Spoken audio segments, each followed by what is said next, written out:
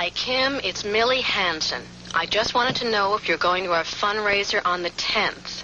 Sure hope so. Let me know. Kim, this is Bob. It's 9:30 in the morning. And, you know I'm not very good at these things. I just wanted you to know that I'm sorry I pushed you as hard as I did last night. I also want you to know that my departure was not a sign of defeat. We've got to talk as soon as possible.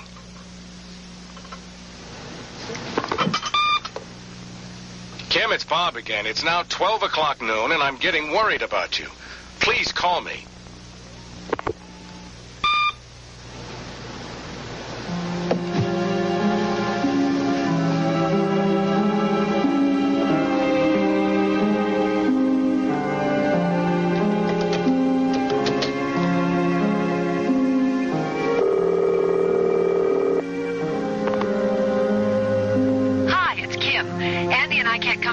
Right now, so if you'd like to leave a message after the tone.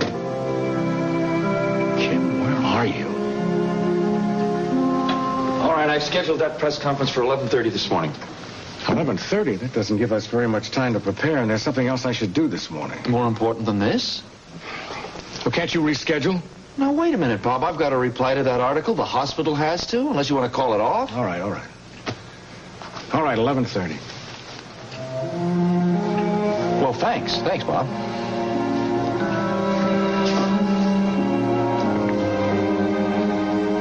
Oh, thanks, honey. Looks great. Well, I don't know what is the matter with me. Oh, what's wrong? You look beautiful. Oh, I feel so insecure. I think that the jury may just feel sorry for me. Well, I guess you'll have to settle for the sympathy vote then. That's hardly the image I'm trying to project. Well, we all know the image you're trying to project. Noble prosecutor, protector of the community, able to leave tall buildings in a single bound. Maybe we'll get you a cape. Don't make fun of me. I'm a basket case. Maggie, you've been in court 1,000,001 times. Yes, but as a defense attorney, not as a prosecutor, I'm not sure but what this strategy I've planned isn't all cockeyed. You've got nothing to fear. Whoever you're up against doesn't stand a chance. Would you say that again? You are going to make mincemeat out of them. Okay? Okay. Thanks. And tonight, when you come home, we'll have a victory dinner to celebrate. How are you going to manage that? I thought you started that blasted surveillance thing tonight. Well, I changed my mind. I'm going to talk to McCloskey and ask him for a transfer. To what? Anything. Maggie, you're going to be working during the day, and I'm going to be on that surveillance thing at night. That's no life. That's no life at all. My dearest, I do not know why you waited so long to tell me this wonderful news. But I am sure you had your reasons. Had I known, it might have changed both our lives. My life has new meaning knowing that I had a son. I've never forgotten you, and I pray that someday my son and I will meet. Come in, it's open. Oh, Mrs. McCall. Lord Cushing, I hope I'm not intruding. No, please, won't you come in? Thank you.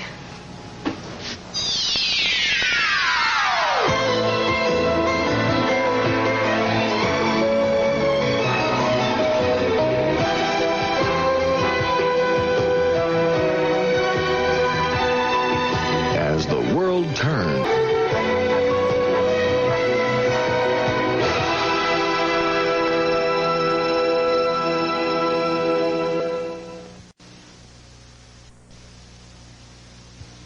Lord Cushing, I really hope I'm not interrupting anything, but I know it's the height of rudeness for a person just to pop in on somebody like this unannounced.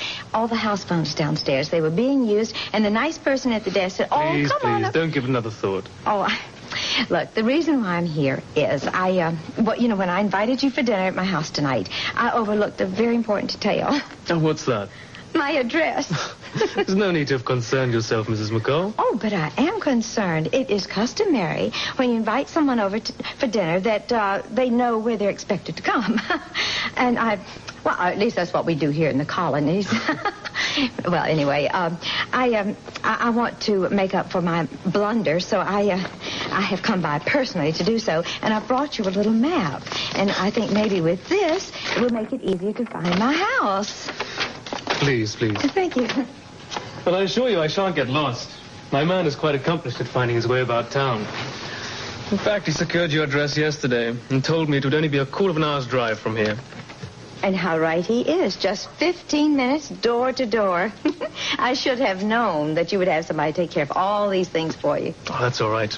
It's afforded me the opportunity of seeing you again before we dine. Oh, well, thank you. It's afforded me the opportunity to talk to you a little bit about the people who are going to be at dinner tonight. Indeed? My stepson, Brian, whom you met the other night. He'll be there. And, my very, very dear friend, Barbara Stenbeck. We're business partners, you see. Of course, she was with you the other night as well. You remembered, you see? That's right. And there's another person who's going to be there tonight you have not met. And I cannot wait for you to meet her. My stepdaughter, Diana. Well, I look forward to it. She's such a busy girl. She's got such a very busy job now. I had such a hard time persuading her to just leave her business alone and come to dinner tonight. And what sort of business is she in? It's very glamorous. She runs a restaurant and nightclub aboard her very, very own yacht. I must say, it sounds like capital fun, or rather capitalist fun. Oh, yes, indeed it is. And, right now she's been so busy just renovating it. Maybe you'll think about dropping by when it reopens. She plans to have the opening day on Valentine's Day. If you are very, very attentive to her tonight, I dare say that she will see to it you get an invitation to the big, grand opening. Then I shall make it a point to be on my best behavior. Your best. I'm sure you know nothing else but your best behavior. I beg your pardon, sir, but there's a telephone call for you. Good morning, madam. Miss McCall, my man, Elfie. Yes, indeed. It's lovely to see you again. Who's on the line, Brandonton? Yes, sir. Business overseas. I hope you'll excuse me for a few moments. Well, of course. Come with me, Elfie, and take notes. This may be complicated. Very good, sir. I won't be a moment. Fine.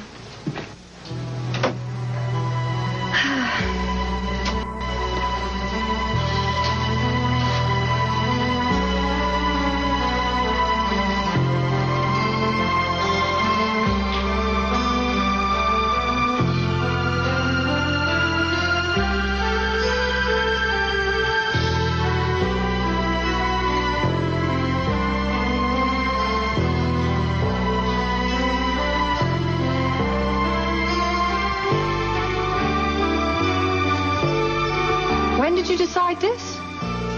This morning. Look, this is the happiest time in my life, and I'm not going to let anything change that. Not even this crazy surveillance thing. But look, this could be one of the biggest assignments of your career. Whose side are you on? Yours. Honey, I want what's best for you. I told you what's best for me. Oh. But I'm talking about the long run. I mean, ever since Steve's trial, you've been bored out of your mind. You haven't had one really good case. Well, that's because McCloskey's been letting me chill out ever since that thing with the commissioner. Yeah, and haven't you had just about enough of that? Come on, I know you're ready to sink your teeth into something more challenging than neighborhood burglaries. Of course I am, but not if it means that I never get to see my wife. Somehow, I don't think it's going to be quite as bad as you make it sound. Are you kidding? Maggie, if I'm on this surveillance thing, last night could be the last night that we sleep together for who knows how long. Doesn't that mean anything to you? Of course it means something to me. And I'm going to be miserable without you. But it won't last forever. It could last for weeks. And that would be forever. Well, then we're just going to have to find some other times to be together. When? When I come home in the morning, you're going to be on your way out. And I'm going to be totally tired. You're going to be fresh and vice versa. That's no atmosphere to make love, Maggie. Frank, we can't talk about it now because I can't be late for my first day in court, okay? We'll talk about it when I come home. I promise. Sure. I've got to go. Okay. Bye.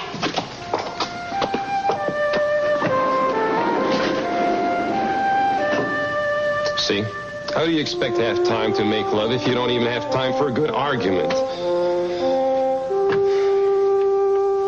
That's why we intend to have the press conference, Rex, to show that the article in the City Times was completely irresponsible. I'm sorry it happened, too. But possibly this will alleviate some of the bad publicity. Yes, I will keep you posted. Rex Whitmore, right? Well, how did you know that? Gave me the same lecture yesterday. Lucinda Walsh is here. She wants to talk to you. Oh, and ask the lady to come in. Lucinda? Come in. Lucinda, you know Bob. Mrs. Walsh, good morning. Please have a seat. Thank you. I think there's no need for me to explain why I'm here. I've been trying to reach you. Really? Surely, John? Surely you told Dr. Hughes that I had no idea that my small article would cause such grave misunderstanding. There seems to be a misunderstanding in your definition of small article. Page 1, banner headline, and quite a nice likeness of Dr. Dixon. I did get rather carried away, didn't I? But that was because the discovery is so important. Hold on a minute. Thrilling. Let's not go over this again. There have been no discoveries yet. You know that. That's what this whole thing is about. Nothing has happened yet. But, John, it will happen because you're dedicated and you're persevering, and you will reach your goal. Don't tell me, Dr. Hughes, that I have misplaced my faith in Dr. Dixon. You can have all the faith you wish in Dr. Dixon, but you cannot report medical breakthroughs that occur here that do not exist. If you do, we will be forced to take legal action against you and your newspaper. My goodness, a threat. And an ill-advised one, too, considering that I printed a retraction.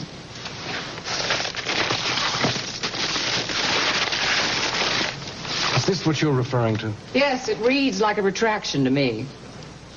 Mrs. Walsh, 2 lines buried on page 39. Now, whom do you suppose would be so thorough as to find this? There is no law that specifies what page a retraction should be printed on, or indeed that I have to print one at all. I mean, you did that out of the goodness of your heart. Excuse me, I think there's been a misunderstanding here. I thought I was coming here for a civilized discussion. I didn't expect 2 gentlemen to gang up on me Mrs. like Walsh, thugs. you cannot play with people's hopes and fears by announcing medical miracles that do not exist. We will not allow it. Fine. Call out your lawyers. I've been in court before. The First Amendment provides me with ample support. I don't think there's any need to go to court. I think there's enough members of the Fourth Estate who would be willing, more than willing, to embarrass the Daily Times. We've invited a few of them here this morning. What are you talking We're about? holding a press conference this morning to show that your article on page 1 of the City Times was totally inaccurate and irresponsible. You're welcome to attend if you like. Perhaps I'm the one that should consult my attorneys. Well, John, you're a wonderful researcher, but remember something. You have a tendency to overstate. Now, if you indulge in that tendency in your press conference today, you'll find yourself in more trouble than you can even imagine. Dr. Dixon and I intend to tell the truth. Something you might try. It's really quite simple. Quite simply, this is what I have to say to you, Dr. Hughes. If you defame me publicly, I do not hesitate to sue this hospital and you personally for everything you've got.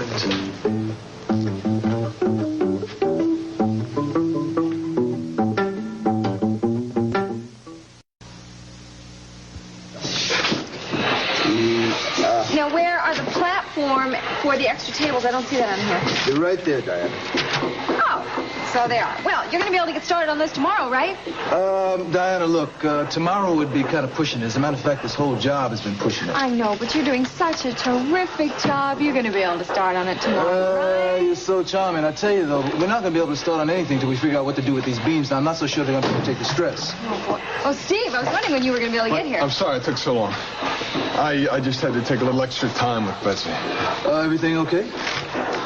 She's a little shook up about something that happened yesterday. What happened, Steve? She just had a really weird day. There were a lot of noises outside the office, she says she heard, and when she was driving home, this guy followed her all the way home. Well, she lost the hubcap. He was just trying to return it. But, it kind of freaked her out. So, I don't know, she just can't shake this feeling that somebody's watching her. Well, you don't think there's anything to it, do you? No. But, tell her that. I just hope she calms down. She's going to be okay, Steve. All right. Look, I tell you what, I'm going to take her out tonight just to get her mind off it. What if you say, you and Heather, could you meet us, say, at the hayloft? Yeah, I don't see why not. Sounds good. I'll tell you what, I'll check with Heather. I'll get back to you and let you know, okay? Okay. All right, great. All right, now let's take a look at this. All right, this is a dance floor, right? Yeah. Okay. Now, listen, I'm not so sure if we're going to have to put some braces on these beams. I don't know if they're going to be able to take the stress. All right, well, it looks to me like the smart thing is to build a whole new support system for that dance floor. Great, more money I can't afford. Look, Diana, you can make it as fancy as you want up there, but it's not going to do any good if the whole thing falls through the floor. He's right. Okay, do what you have to do. Hello, everybody. Hey. Hi, Heather. Hi. Hey, sweetie, I was just going to call. Do it. I'm sorry to disturb you while you're working. Now let's take a look. You got the dance floor. That's okay. What's on your mind? Room for your electric. Well, I made a decision about my career. I know I've said that before, but this time... Tuck. Wait. One support beam is all we need. If it goes up into the center of the dance floor, and we just put one more support beam here, right between the door and this pipe, okay? I think that is good. All right, we got one there, and between the two... Steve, watch it! What? Steve, are you all right? That missed you by inches. I'm okay. I don't understand what the hell happened. I piled that lumber up myself. I didn't touch it. Hey, I don't know what's going on. Neither do I, but everybody's all right, so let's not sweat it, okay?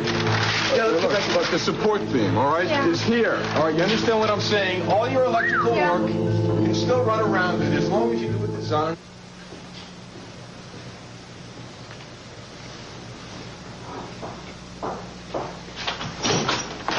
David? Hello, Bob. Well, you look a little frazzled. The press conference? No, not really. It's Kim. Bob, I just don't think it's my I think place. it's time you gave up on this discretion business. David, I'm really worried about her. When have you ever known Kim to pack up and leave town on a moment's notice? I don't think there's anything to worry about. She left because of me. And I don't understand what's going on. I really don't. But I'll tell you this, it's driving me crazy.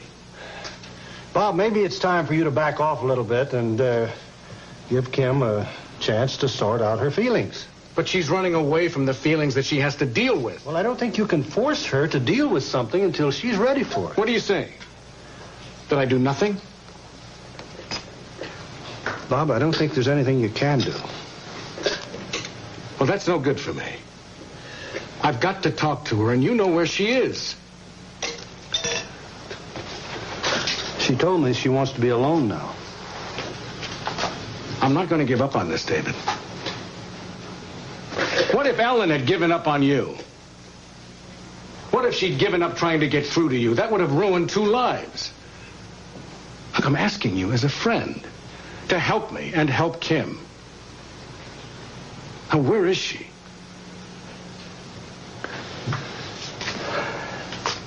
She's at our cabin.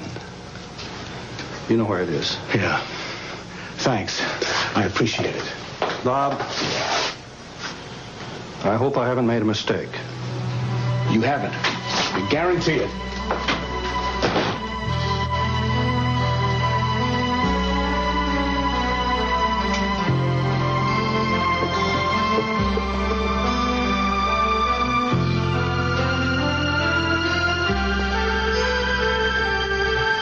Oh, Dale. 231 Broad Street. I know that address.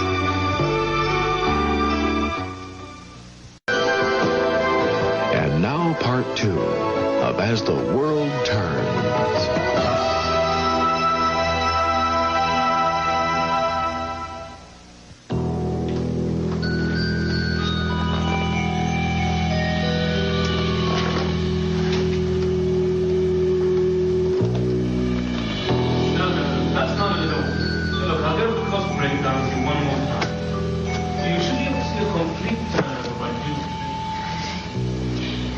My life has new meaning knowing that we have had a son. I've never forgotten you, and I pray that someday my son and I shall meet. Love, Paul. Paul. All right. I'll expect to hear from you tomorrow. Thanks for calling. I'm sorry. I had no idea it'd be so long. Oh, that's all right. Seems I have to repeat everything twice with that chap. Oh, yes. Oh, no, it was just lovely just looking around at all the beautiful things you have here and everything. I had no idea the suites were so beautiful here. Really? Oh, yeah. Well, tonight, 7:30. Oh, I look forward to it so much. I look forward to it as well. So, cheerio. Bye-bye.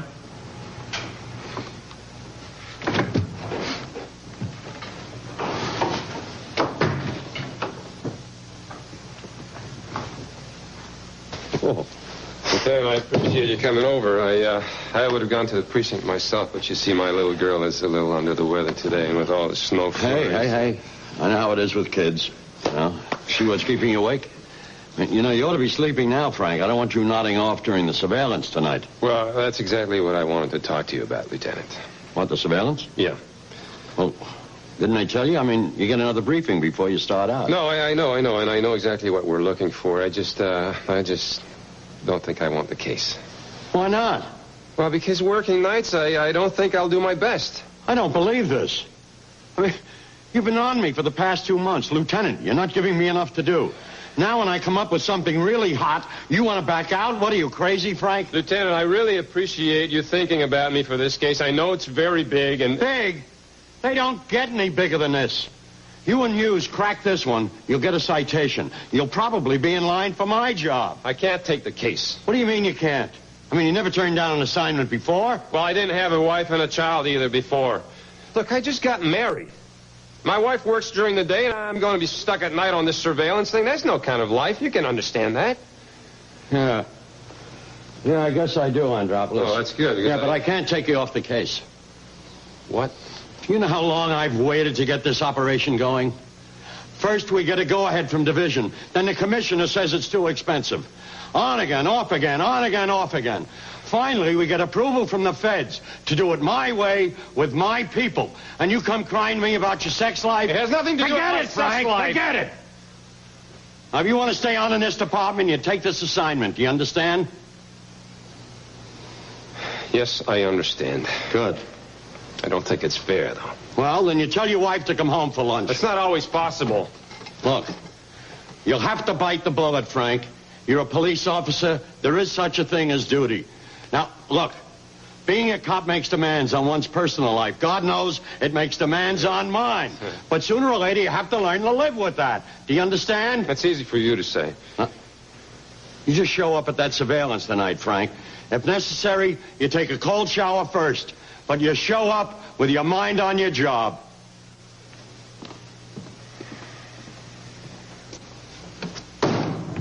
I understand your reluctance to hold out on false hope, Doctor, but there have been cases in the past where people delayed publication on findings so that they could work out a more lucrative deal. No. That's not the case here at all. I am reluctant to go public with my research only because I have not made any definite findings yet. There are very positive possibilities, but that's about it. Are they as terrific as the miracle cure the paper described? It's much too soon to speculate. Of course, Dr. Dixon and Memorial Hospital hope that the results of his research will lead to a cure for myocarditis. But until that day occurs, we will resist any attempt by the media to publicize false findings or over-dramatize possible benefits. You see, it's our opinion that the article on the front page of the City Times was much more interested in selling newspapers than it was informing the public. I couldn't agree more. The article in the Daily Times was irresponsible and a pack of lies. That's about it. So we're hoping that the rest of the media will be more responsible. Thank you. Okay, that should do it. Thank you, Dr. Hughes. Oh, you're welcome. My pleasure. Dr. Dixon. Oh, John, I've got to make a phone call. All right.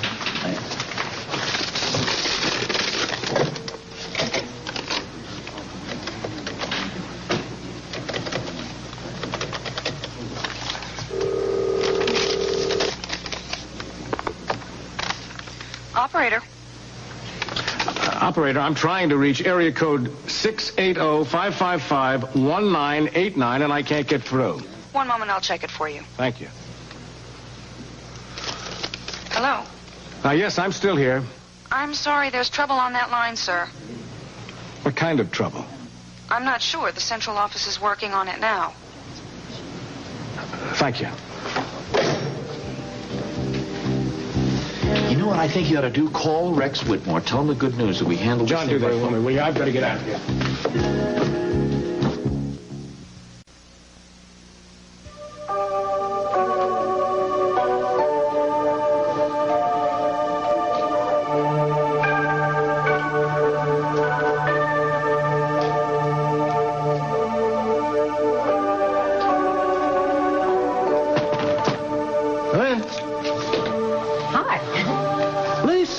How's the snow? Oh, it's just beautiful, but I should warm my boots. Are you busy, David? Well, yes, of course I'm busy, but is there anything I can help you with? Well, no, not really. I stopped by the laboratory next door, and everyone was out to lunch. I wanted to check up on some tests that had been taken. You've had some tests taken recently? No, not me. No, it was Margot. It was a pregnancy test, and... Well, it turned out to be negative, and Tom told me about it yesterday. He was so disappointed. Oh, I see. David, I know this isn't your specialty, but isn't it possible to have a pregnancy test and have it come back negative, and yet the woman could be pregnant? It was just that the test was done very, very early in her pregnancy. Oh, well, there's a small chance, yes. Oh, well, good. That's fine. Then maybe Margot will have the test on again. Has her obstetrician recommended it? Well, I don't know. Tom didn't say anything about that to me. Well, I think you can tell Tom and Margot not to be too disheartened about it. They're a healthy young couple. I'm sure if they want a baby, it's just a matter of time. Sure. It's just Tom was so very disappointed. Well, they thought this was it, and it turned out it wasn't it. And I just haven't seen him like this in such a long time. And I just thought, well, it's crazy, but your children are your children. And even though they grow up, they're grown-ups, you still feel like, as a parent, you want to fix everything. Boy, I just wanted to just put my arms around him and hold him in my lap and comfort him and say, honey, it's going to be all right. Yeah, I know that feeling. I'm sure you do. You have children of your own. Yep. 2 wonderful daughters. And, of course, there was Dan and Paul. That's right. Dan and Paul. I'm sure you never stop missing them. I never have. Dave, it's the funniest thing. I was thinking about Paul just the other day. You were? Mm-hmm. Well, actually, I was thinking about the little bookstore I ran for such a long time. The Wade bookstore on Broad Street. Do you remember that? Sure. Such a quaint little building. Cozy. That's before it burned down. I remember it had such a lovely little apartment there. And, we fixed it up over and over. Different people lived there. And... No, wait, didn't Paul live there for a short time? Yes, he did, for a while. I thought so. Well, it was a long time ago, wasn't it? Yes, a long time ago. Yeah. Oh, well, let's don't even talk about how many years ago that was. Oh, I'm going to let you get back to your work, and I'm sorry if I bothered you. No bother. It was good seeing you. Give my regards to Ellen. I will. All right. Bye-bye. Bye.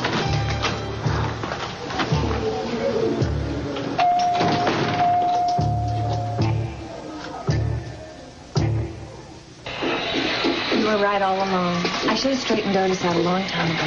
Yeah? Yeah. Well, what about the European tour? I told him no. Wait a minute, you told him no to the... I told him I didn't want to spend 6 months on some bus in Europe away from you. It's crazy. The whole thing? The whole thing. Now, you told me I needed to decide for myself, and I made my decision. I'm going to keep recording, but I can do that right here in Chicago. The only performing I'm going to be doing is right here.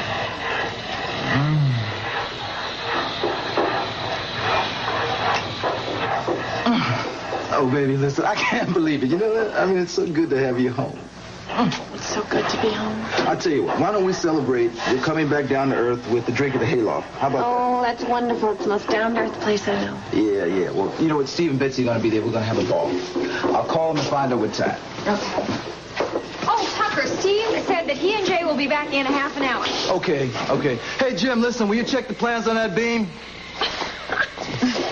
Hey, Heather, that was a wonderful picture in the paper with you and Lord Cushing. Oh, thank you.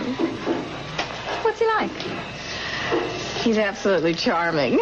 Oh, really? Yes. Well, you know, Lisa's having a dinner party for him tonight. It's kind of nice to know what to expect. Well, he's a wonderful conversationalist, and he's an even better listener. I mean, and I certainly gave him an earful. He gave me some really wonderful advice. Really? Well, maybe tonight will be my lucky night.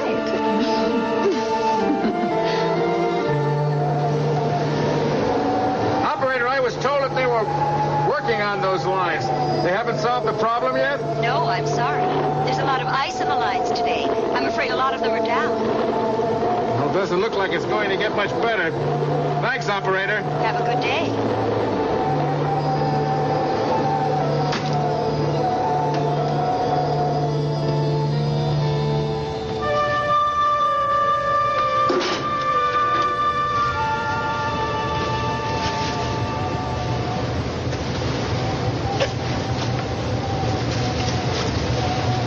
Oh, my God.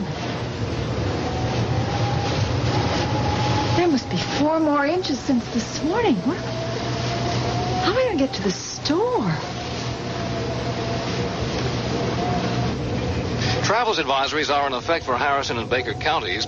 The Vernon Lake area has reported power outages, and road crews are trying to reestablish telephone service.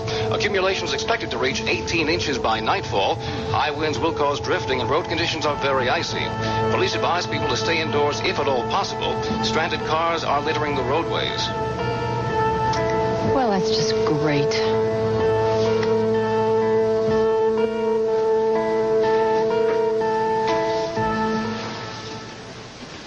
Dr. Dixon, I told you I am going to see Mrs. Walsh, whether you like it or not.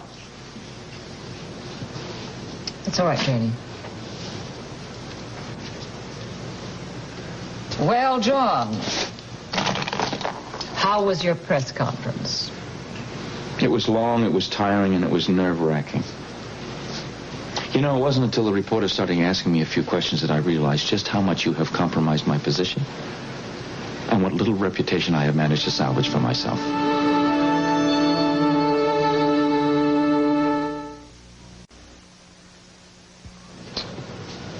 John, it seems to me that we have quite exhausted this subject.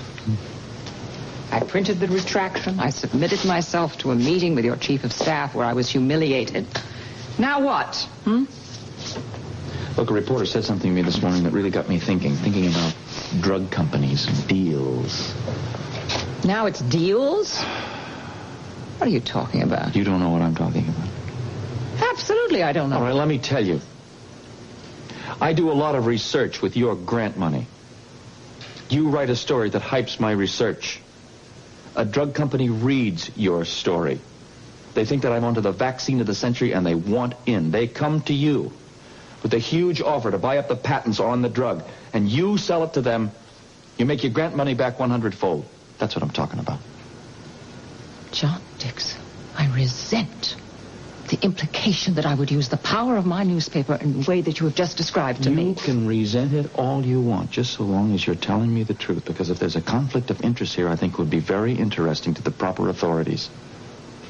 There's no end to the threats that are coming out of you today. Look, are you telling me the truth? I'm telling you the truth. I have not talked to a drug company. I don't intend to do that. I was letting the people know. I was letting them know about your thrilling discoveries. I was letting them know about you, the man. I was letting them know the kind of work that you're doing for mankind. Don't give me that stuff. I'm not giving you anything. I have nothing to give you. I am not giving you the time of day. That's right. Right. You go back to your lab. Go back there and slave away in anonymity, baby, because I'm through. You will leave me entirely alone. From now on, I will do my own research. I don't want your grant. I don't want your funding at all. I find you unethical and self-serving, and I don't think that is ever going to change. So from now on, your name does not appear on my research. Our professional association is over. And our personal one, too.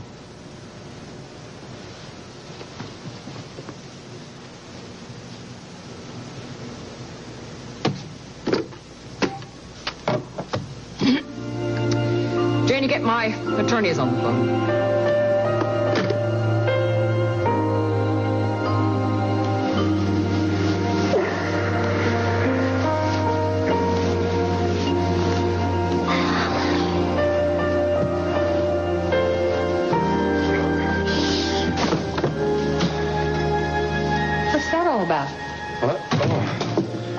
What are you doing here in the middle of the afternoon?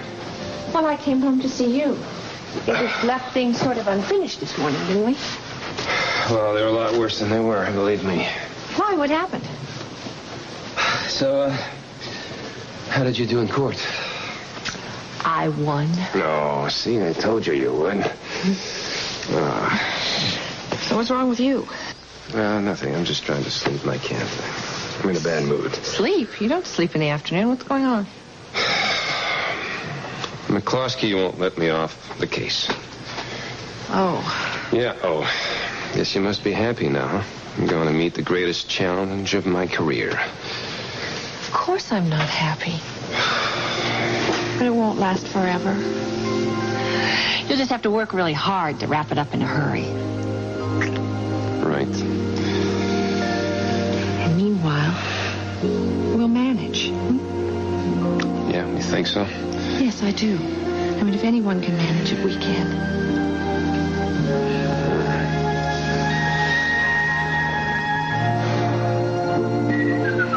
What's with all the whistling? I'm trying to concentrate here. Hey, listen, I'm feeling good. You mad? Hey, it's got to be Heather. She walks in here and you're splitting my ears. Yeah, I guess you could say she's got something to do with it. Must be nice.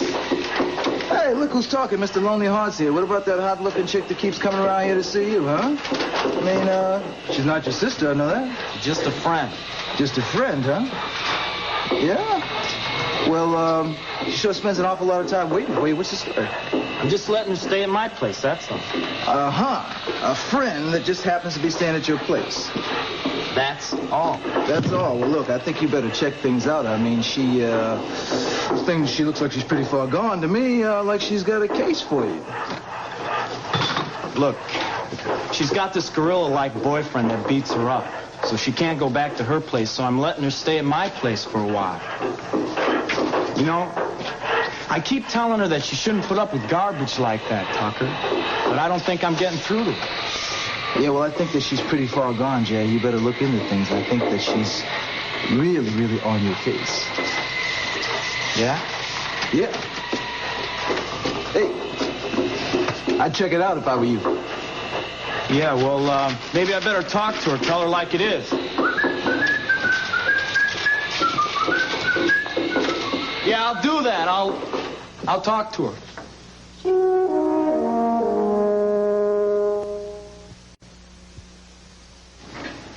Will this one be suitable for tonight, sir? I've also brushed the gray pinstripe, if you'd rather have that one. Oh, that will be fine, Alfie. Thank you.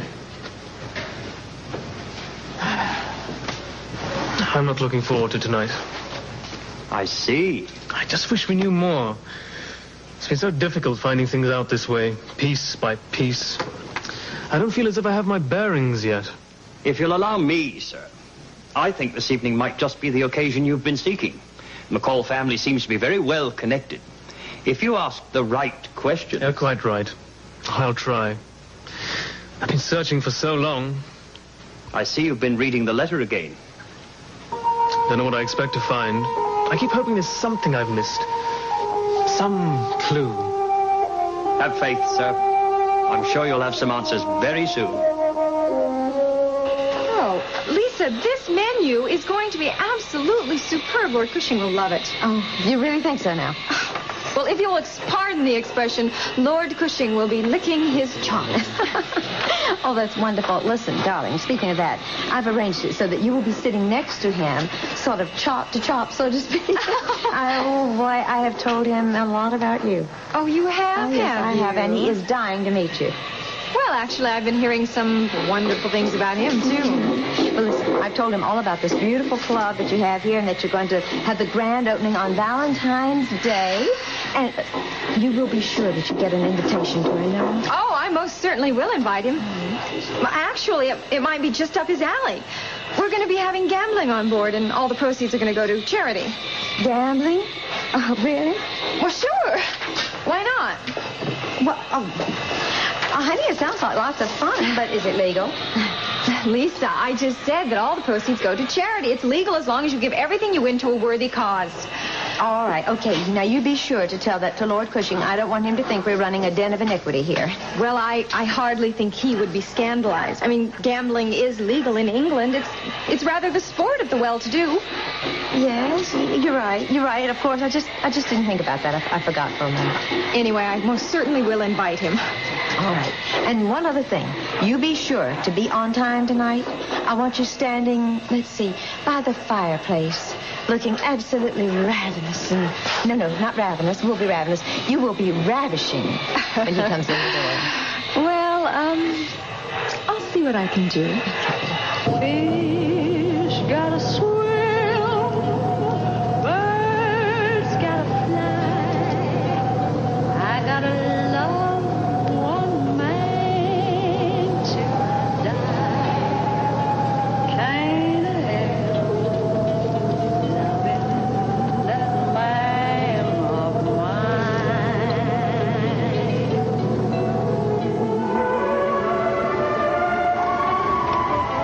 Tell me he's lazy, child.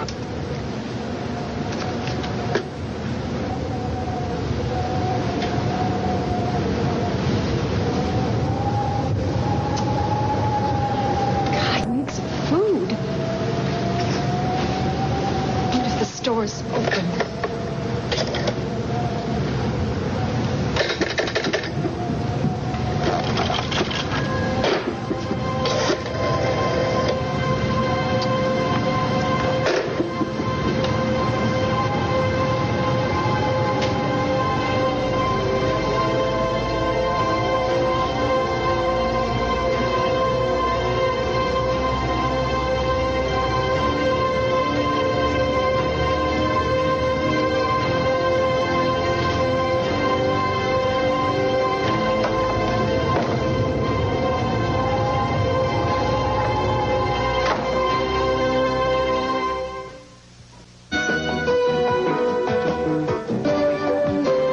Stay tuned for Capital, next on most of these CBS stations.